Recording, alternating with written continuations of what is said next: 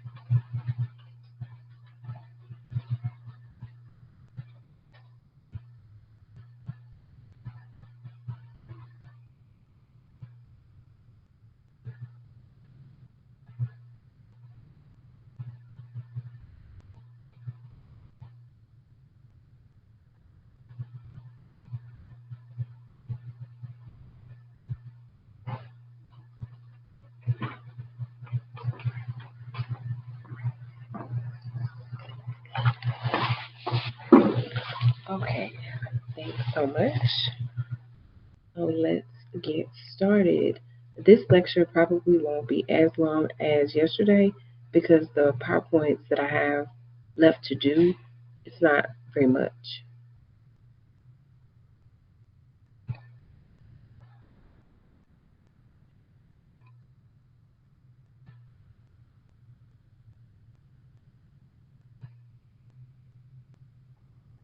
Okay, so we left off at 24D.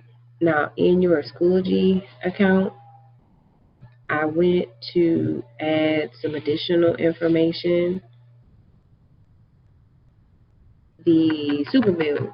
I added the super bill so you could see what that looked like up close. And I also added a link from CMS to show you the several or the different places of services that you could put in box 24B. Make sure I said that right. Yes, 24B. Because most of the time you're going to use 11 as an office, but you might use an outpatient facility. Again, it's all going to be depending on where you work as to where that place of service is going to be. So going back to where we were, Block 24D, the procedures and services. The procedures code and modifiers are reported in Block 24D. A maximum of 6 procedures and or services may be reported on one claim. So if you go back to your CMS 1500, this is what those instructions are referring to, 1 through 6. So 6 procedures can only be on one page. If you have more than 6 procedures, then you have to create a brand new claim. You cannot just cut them off or not submit them, especially if you want to get paid for them. They have to be submitted. All procedures have to be submitted for payment.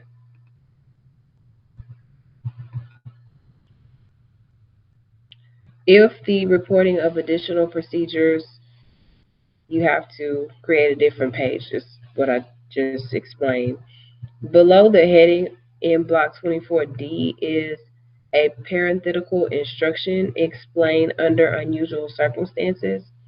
This means to report official CPT or HCPCS modifiers, attach documentation from the patient's record, or include a letter written by the provider.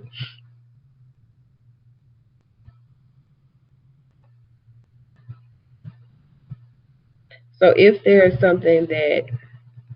if there's a procedure that's not common or not commonly used, you will have to send additional documentation to the insurance company. Now, if you send, how do I put this? If you send your bills electronically, you will have to fax this documentation over to the insurance company. Or if you process by paper, you can send it with the claim, But anytime that you send documentation that is referring to a patient, you always need to put their first and last name, their date of birth, and their insurance ID number, because you want the claim and the documentation to be attached to each other in case it gets separated. Just because you send a note with your office patient account number, they won't know how to identify that patient.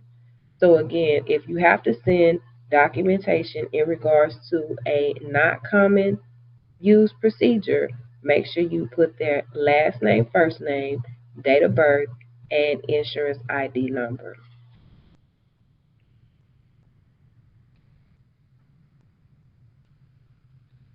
When reporting more than one code on a CMS 1500 claim, you enter the code with the highest fee in line 1 of Block 24, and then enter additional codes and modifiers in descending order of charges. Be sure to completely enter data on each horizontal line before beginning to enter data on another line. That's pretty self-explanatory. So if you have a procedure that's $150, $100, $2, $20, well, it's going to be $150, $100, $52, $50, then $2 on each line. Now, it's different than what I told you about the diagnosis. Diagnosis is in the highest order. It's still the same.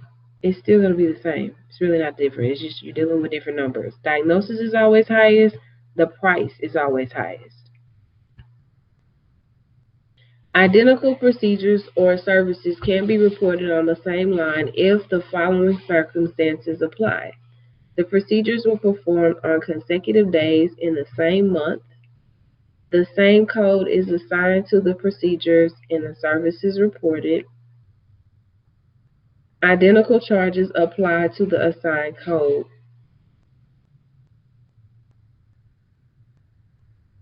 And if you have any questions, please don't forget you can go to Padlet and I can see your questions pop up during the live session.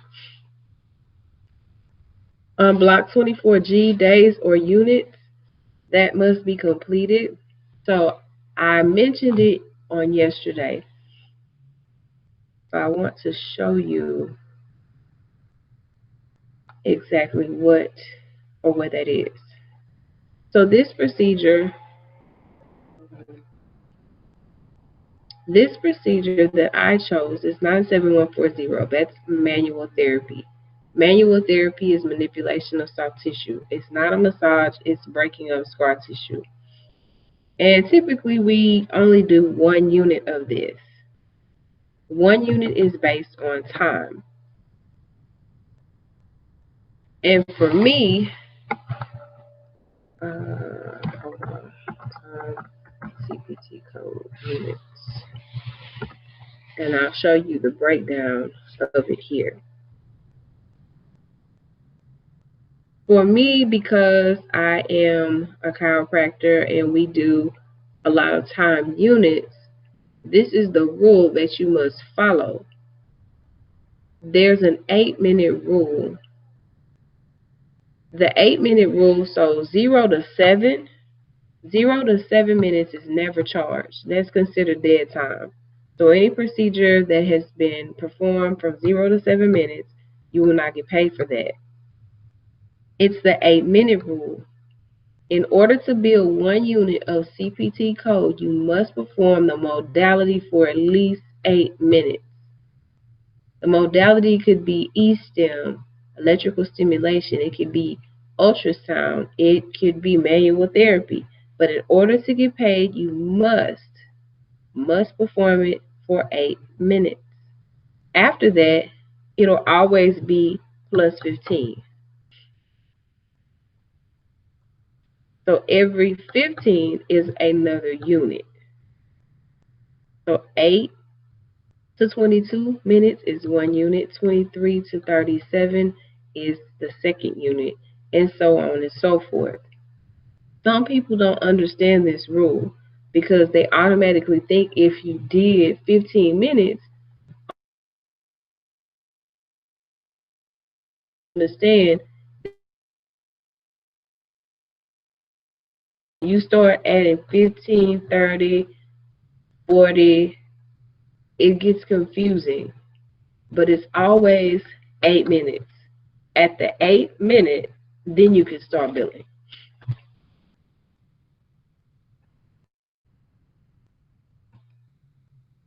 Wrong form. So in this tab, if I only did 10 minutes of manual therapy, that would be 1 unit.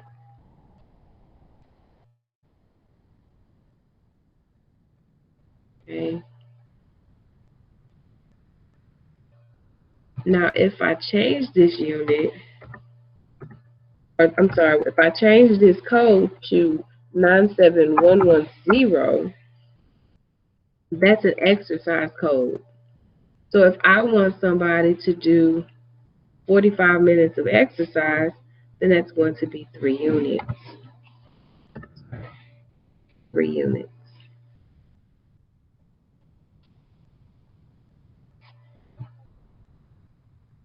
An example on how you would only just have to use one code.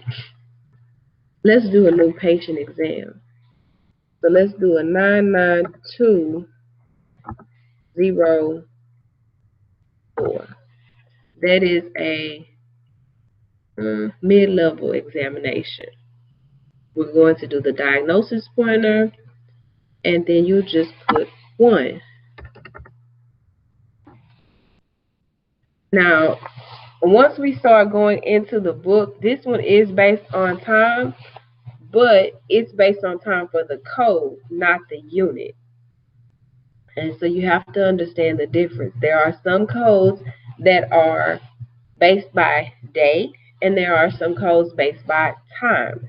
So at the beginning of every section of the CPT manual, it will tell you if it's a day, 1 unit, or if it's a time code. So you'll know the difference by looking in the book, but I want to show you 2 examples that if you have to time it, you have to use that. Then more.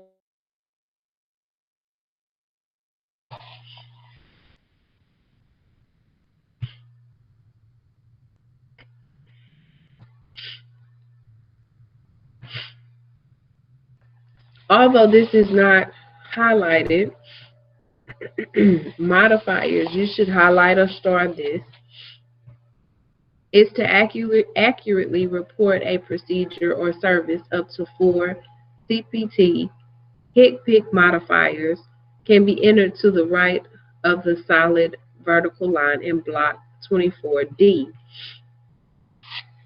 So let me go back to the form. Right here on 99204, let's say I do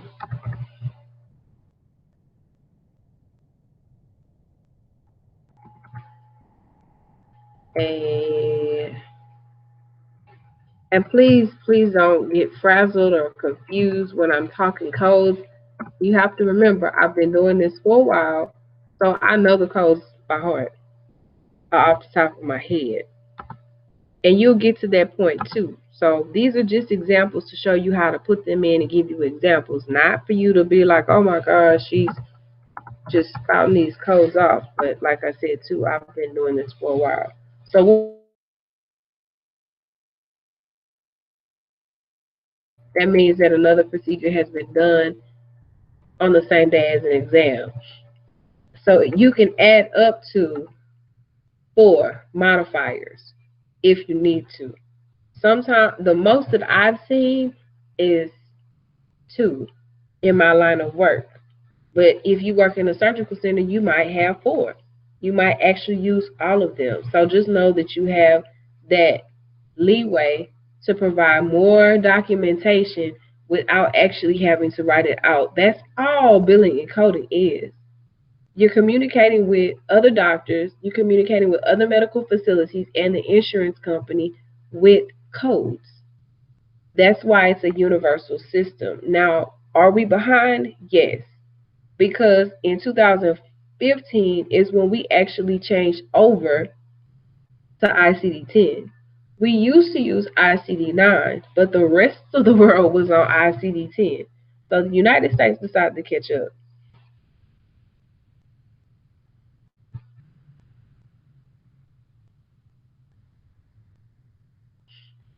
The first modifier is entered between the solid vertical lines as you saw, the solid vertical line and the dotted line as you saw where I put the 59. If the additional modifiers are added, you enter one blank space between the modifiers and do not enter a hyphen in the front or of the modifier. Now, and the reason why they're saying that is because in the book, it's usually denoted with a hyphen and the two numbers. And you don't have to do that on the claim form. And I wanted to go back right here, HCPCS. We will talk about HCPCS. HCPCS is fairly short. Now, this is the only problem that I foresee anyone that is going to remain virtual. You may have to come to school to get a book in order to do your assignments with your HCPCS codes because they require you to look up the material in a book. It's a medical equipment. So yes, you may have to learn how to code medical equipment.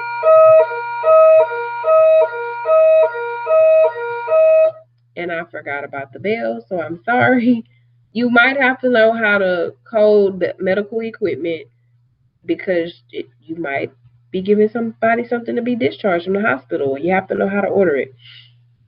Or you might be giving somebody some equipment to do some rehab when they have surgery. And you have to know how to order it. So please keep that in mind. All right, so 24E, we talked about on yesterday the diagnosis pointer. The diagnosis pointers are A through L and is pre-printed on block 21 of the CMS 1500 claim. They are reported in block E. Although reporting of the diagnosis pointer numbers rather than the ICD code numbers is required, some payers just want one pointer to be entered. Others want all of them. So if you usually, I haven't seen it to where they don't want any of them. What I see is they want A through D. They want A through E. And I'm saying I mean the insurance company. So Blue Cross Blue Shields, they want it all. They don't want you to leave any codes off. They want to know, well, if you saw this person, what did you diagnose them with? And how do we know what you're treating is accurate? So they want to know. They want all the codes. Where am I? Be sure to consult individual payers for specific instructions on how many pointer numbers can be reported in Block E. And the reason why that's important is because some insurance companies are sticklers about certain documentation and they will deny your claim if it's not what they want. And Blue Cross Blue Shields, and I mentioned Blue Cross Blue Shields because as good of an insurance company as they are with the benefits that they provide for their constituents, their customer service is terrible. Their customer service is horrible. You are on the phone forever trying to get someone on the phone to talk to them. When you get a denied claim, they don't tell you what's wrong with it. They just send it back and say it's wrong, fix it. Okay, what am I fixing? Because I thought it was right. At least the other insurance companies, such as United Healthcare, Cigna, I think even Humana. I'm not credentialed with Humana, but from what I've heard, they will even tell you, hey, you need to fix this before we pay you. Blue Cross Blue Shields, you can forget about it. They will send you a letter saying, we're not processing this. You figure it out. When you figure it out, you can send it back. Oh, you got 30 days to do it too. Okay, bye. That's how they do. Remember, if there's more than one pointer, if there's more than one pointer number is reported, the first listed code is the reason the patient sought care from the provider, which we talked about as well. And 24F charges. You want to be careful of the alignment of the charges as well as the totals because for one, those lines, you need to make sure that they line up on the opposite ends of the lines. So your charges.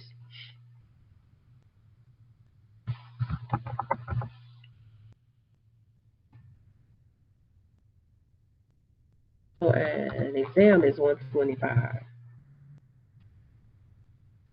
You see how you have the 125 and the zeros on opposite sides of the dotted line?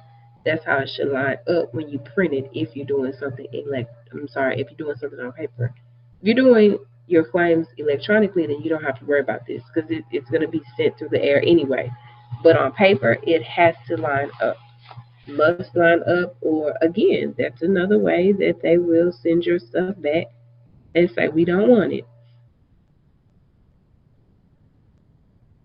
Precise entry of the dollars and cents is also critical. The block has room for 5 characters in the dollar column and 3 in the cents column. The dollar amounts and the cents must be centered in their own blocks with only one blank space between them. And the space between them is the line, the dotted line.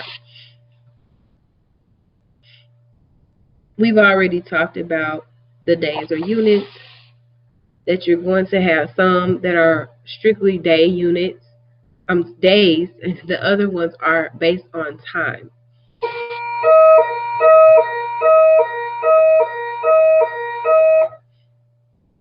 And it could be the reporting of encounters, which is a visit, the units of service or supplies, which could be rehab, or it could be medical equipment, the amount of drugs injected, and so on for the procedure reported in the same line. This block only has room for 3 digits. I can imagine billing out for more than what I already do, but beware. And I've said this probably in health science, and I probably said this in the ethics video. Beware, guys. Be very aware of who it is that you are working for. Because sometimes they will ask you to do things that are not legal or ethically sound. And I want you to make sure that you don't get caught up in those type of situations. And if you feel that you are getting caught up in one of those situations, get out. Don't stay. Don't leave. Don't leave. Don't stay. Leave. Do not stay because you feel like they're going to get better. They're going to change, because I guarantee you they won't.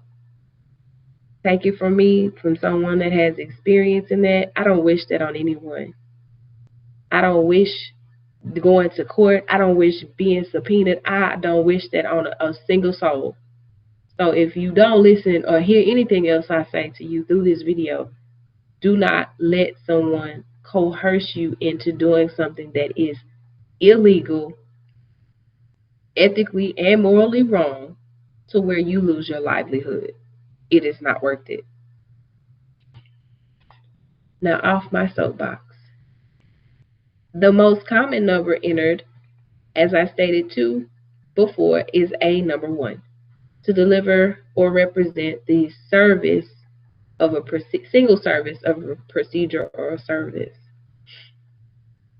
The entry of the number greater than 1 is required if identical procedures are reported on the same line. Do not confuse the number of units assigned on one line with the number of days the patient is in the hospital. Now, just to kind of side note about the hospital coding, with this class, you are learning how to be a billing and coding specialist for small clinics. And you will not have hospital coding experience, because there's a totally different set of codes and forms that you would have to learn, and that test is a little bit more expensive than the one that we are preparing for. Once you have experience with this certification under NCCT, after you have 1 year of experience, you are able or eligible to sit for the coding test at a hospital. Now, do you have to have this certification to be a billing and coder?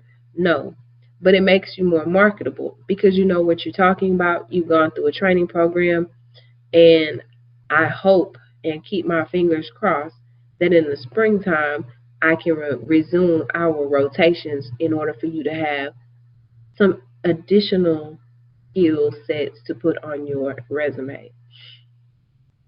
Now, the MPI, oh, I said that wrong. Sorry. National Standard Employment Identifier requires the employer tax identification number. The practice of EIN is in this block. Do not enter hyphens, so no punctuation. It's just a straight number. It's 9 numbers. So if the individual is a sole proprietor, meaning they own a place and they don't have a LLC or a legal backing behind it, then you would just use their social. But if they have an EIN, use the social. Use the EIN. Use the EIN. With the signature of physician or FAPIR, you can use a stamp on box 31. Oh, excuse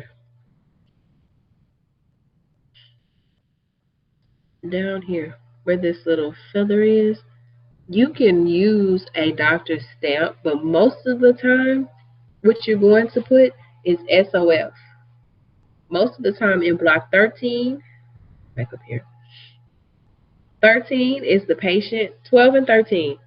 12 and 13 is the patient signature, and then 31 is the doctor's or the facilitator's signature. So it could be a nurse practitioner, it could be a physician's assistant. But either way, in those boxes, you are more than likely going to put SOF. SOF means signature on file. So that means that you don't have to get the patient to sign this every single time they come into the doctor's office, and nor does the doctor or whomever is treating. You just put SOF in those boxes, and that's letting the insurance know that, oh, they have a signature on file. We can bill this, we can process it, we can go ahead and pay the doctor. The doctor is signifying that all of this information is correct. So we have a signature. They have a signature on file. We go ahead and send it to the doctor. Now, in all actuality, the doctor really doesn't have a signature on file, but it's their place. So they have an imaginary signature. But as far as the patient does have a signature on file. That's that AOB, the assignment of benefits that we talked about yesterday.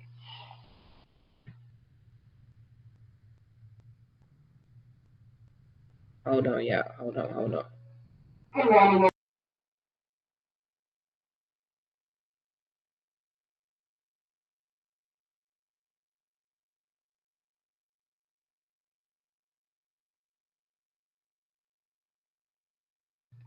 Okay.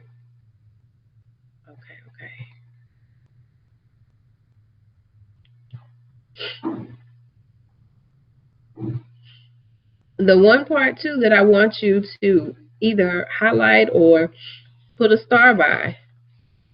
I just made the point that the doctor's signature is on there to say, hey, I know what's on this claim and I'm okay with it being sent out. And that's what this next sentence says. But it also says something additional to that. This means that the provider is responsible for claims submitted in their name, even if they did not have an actual knowledge of the billing impropriety. So if your billing clerk is shady, crooked, and putting codes on your documents and you are not aware of it, your name is on the bill that went to the insurance company, not your billing clerk. So who's going to get in trouble? Not the billing clerk. You will, because you signed it saying, or the doctor signed it saying they understood, hey, I know I'm getting paid, so why do I need to review the bills? For those of you who are wanting to go off to medical school, nurse practitioner, anywhere that you are going to be a practitioner, the one thing that I can say with you taking this class is you will be knowledgeable on how to read your bills. There are so many practitioners out here that do not know how to read their bills. They do not know what the codes mean. They don't know what a denial is. That's why they pay people to do it. So I strongly suggest that once you finish this course, that you start looking for jobs, or I'll tell you when to start looking for them because they're out there. Now, they're not the easiest to find, but they're out there because people don't want to do it. People don't want to go get down and dirty and find out why they didn't get paid or why is my money low. They don't want to do that. And they definitely don't want to admit to something they don't know if somebody screwed them over. So I can say, and I say this all the time, that I'm an anomaly.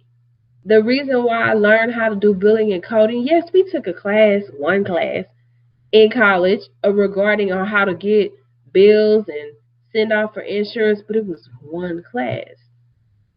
Just like this is one class, but I think I do a better job. So we took one class, but my first job, my boss made me go into the billing department. I was like, I didn't go to school to do billing. I went to school so I could treat people, so I could help people, help their backs, their legs, their arms. I was mad, hot. But I can say that I appreciate what he did because nobody can mess with me when it comes to some bills. My job after that, the billing clerk and I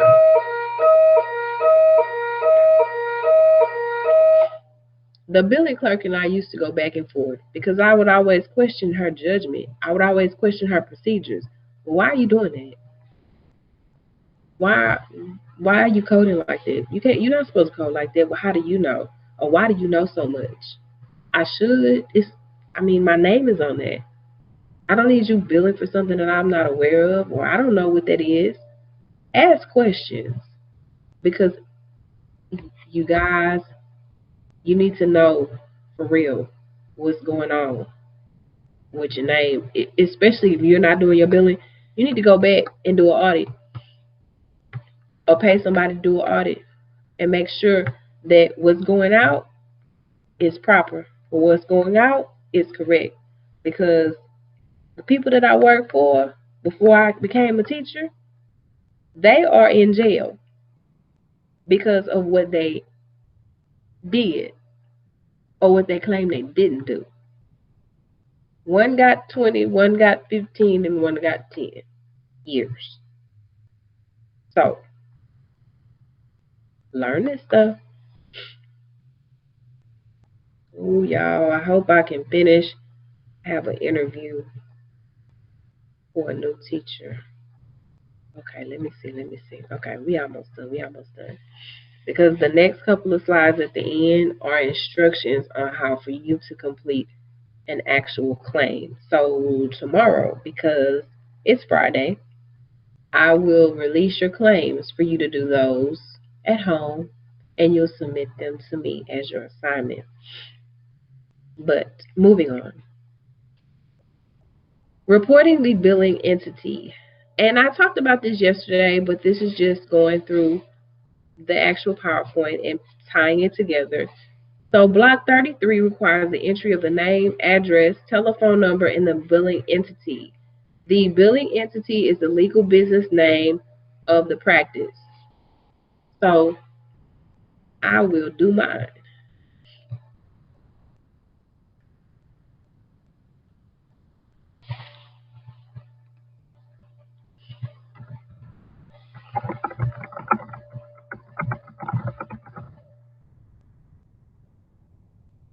Well, I thought I was doing mine. There it is.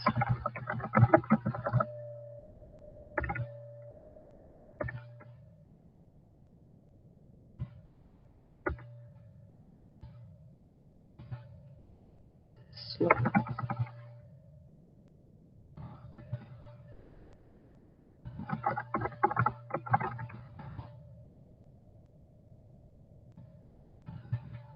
I get the idea.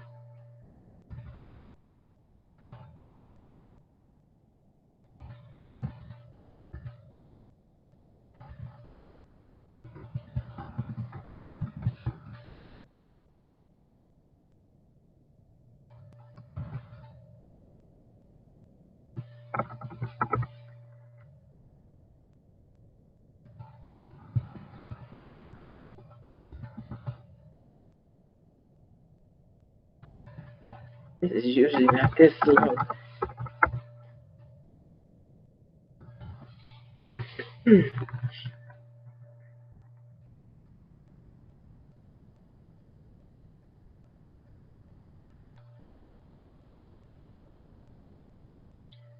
So this is my clinic, the Art of Healing Chiropractic Clinic, 16630 Imperial Valley Drive, Suite 118, Houston, Texas 77060. Now I don't remember my number. Don't laugh. But the phone number would be the next line. So we'll just say 71. But it's not supposed to do that. But your phone number is supposed to be on the service facility portion. Now on the next one, which they're gonna tell you about. Oh goodness. That's so weird.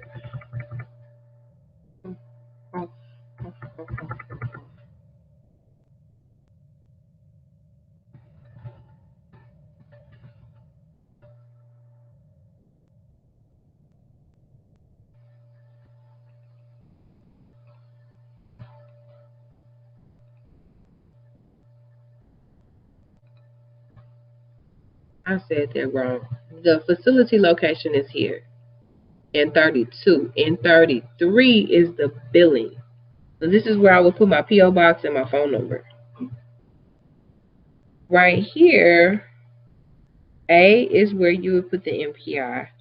That's the doctor's identification number. It's kind of like a doctor's social security number or the practitioner's social security number. And I don't want to limit to say doctor because physical therapists, occupational therapists, massage therapists, there are several practitioners that require MPI number. You have to have an MPI number if you plan on billing out for insurance.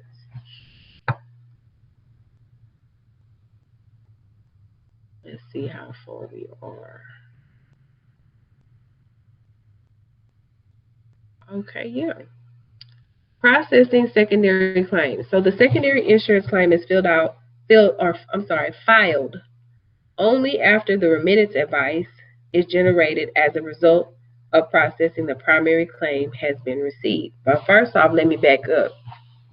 You should have remembered that a remittance advice is a RA. That is an electronic EOB. Now, if any of this sounds foreign to you, you need to let me know so we can go back over it. Because these words, these terms, these acronyms, I will use them all the time, and you will be lost if you don't know it. So again, if you are confused, you don't remember, you don't know, I need to make sure that you do. But the RA is an electronic EOB. That's showing you what you billed out, what you've gotten paid. How it works is a patient will come in and they'll say, oh, I have two insurances. I have Aetna and my husband has Blue Cross Blue Shields, but he's the primary carrier. So what you'll have to do is you'll bill out Aetna first. Aetna will pay their portion. Whatever is left over, you will take that portion, the remaining balance, and bill it to Blue Cross Blue Shields. Now, does everybody have a secondary insurance? No, they do not. They only have one insurance. So that's going to take a little bit more work, but you have a higher probability of getting paid in full rather than trying to fight with the patient to get a bill paid. As a general rule, the secondary claim cannot be filed electronically because the remittance advice must be attached to the claim sent to the secondary payer. So you can't just go back in and send another claim. You have to show what was paid. So if you had a bill that was $150, Aetna paid $50, well, Blue Cross Blue Shields, you want Blue Cross Blue Shields to pay that $100. You need the RA, the remittance advice, attached to that paper claim to send it to Blue Cross Blue Shields to say, hey, Aetna paid $50. We need you to pay the rest. They may not, but hey, it's a shot. Most of the time, secondary insurance do pay, and that's always a good thing. You will definitely see this with Medicare patients. Medicare patients generally always have a secondary. My parents are on Medicare, which I'm like, y'all are not old enough to be on Medicare, but whatever. They have Aetna and Medicare. So now that they're of age to have Medicare, Medicare is their primary, Aetna is their secondary.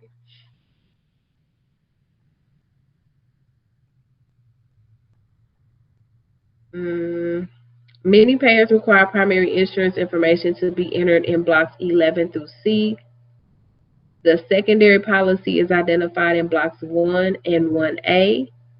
In addition, payers require the section secondary policy to be identified in 9 through 9D. So, going back up just to show you that, one, where was it? 9. This one right here.